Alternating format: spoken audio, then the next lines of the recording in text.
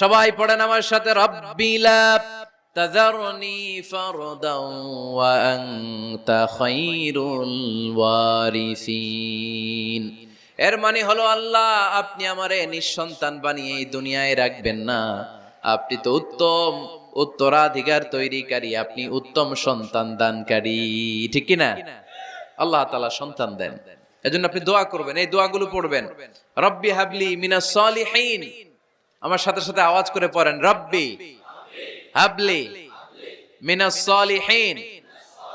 কেউ বাদ যাবেন না, আওয়াজ করে সবাই পড়ুন, রব্বি হাবলি মিনাস সালিহিন। এর অর্থ হচ্ছে, হে আল্লাহ আপনি আমাকে নেককার সন্তান দান করেন। আওয়াজ করে পড়েন আমিন। নেককার স্ত্রী, নেককার সন্তান আল্লাহর কাছে চাইতে হয় ভাইয়েরা, না চাইলে পাওয়া যায় না। তাহলে 1 নম্বরে ভালো মায়ের ব্যবস্থা করলাম সন্তানের জন্য, 2 নম্বরে আমরা আল্লাহর কাছে দোয়া করলাম, 3 নম্বরে আল্লাহ দোয়ায় সাড়া দিলেন, আল্লাহ ছেলে বা মেয়ে কিছু একটা দিলেন, তখন শুকরিয়া করবেন কার? নাকি না শুকরি করবেন?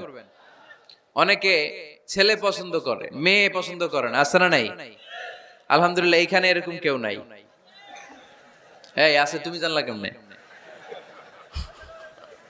আমি বাঁচায় দেওয়ার জন্য বললাম নাই, এরপর এরা কয় আছে।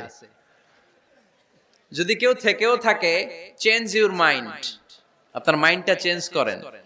ছেলে হোক মেয়ে হোক, শুকরিয়া করবেন কার?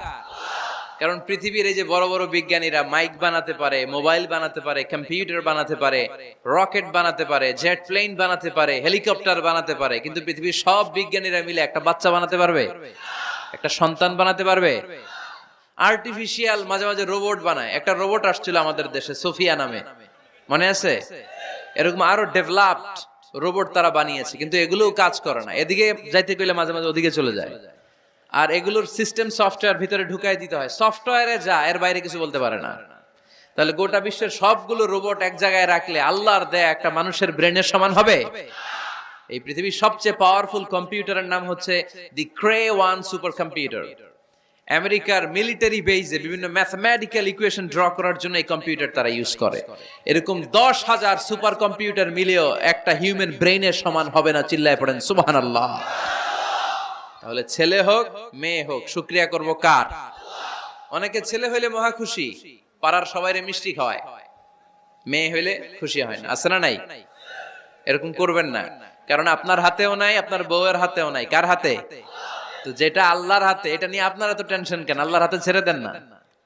আবার অনেকে টানা ছেলে হইতেছে 1 2 3 4, খালি দোয়া করে আল্লাহ একটা মেয়ে দাও, মেয়ে দাও। 5ম বারে হইছে আবার ছেলে, আছে?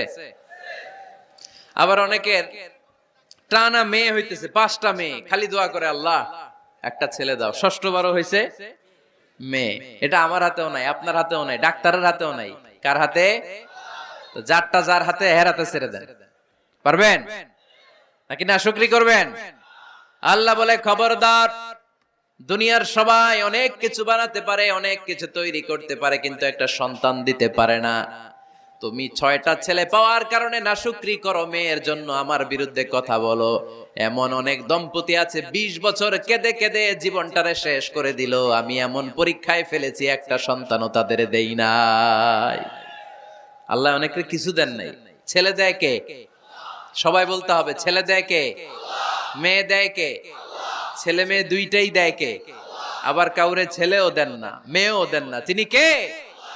এজন্য তিনি বললেন, ইয়াহাবু লিমান ইয়াশাউ ইনাসান ওয়া ইয়াহাবু লিমান ইয়াশাউ যুকুর আও ইউযাওয়িজুহুম যুকরানান ওয়া ইনাসা ওয়া ইয়াজআলু মান ইয়াশাউ আকিমা ইন্নাহু আলীমুন কাদির। পড়েন সুবহানাল্লাহ। আল্লাহ ডেকে বললেন, আমি এমন এক সত্তা, আমি যারে চাই তারে ছেলে দেই, যারে চাই তারে মেয়ে দেই, যারে চাই তারে ছেলেও দেই, মেয়েও দেই। আমি এমন এক সত্তা, যারে চাই না তারে ছেলেও দেই না, মেয়েও দেই না। তিনি কে? তিনি দেন। এজন্য শুকরিয়া করবেন কার?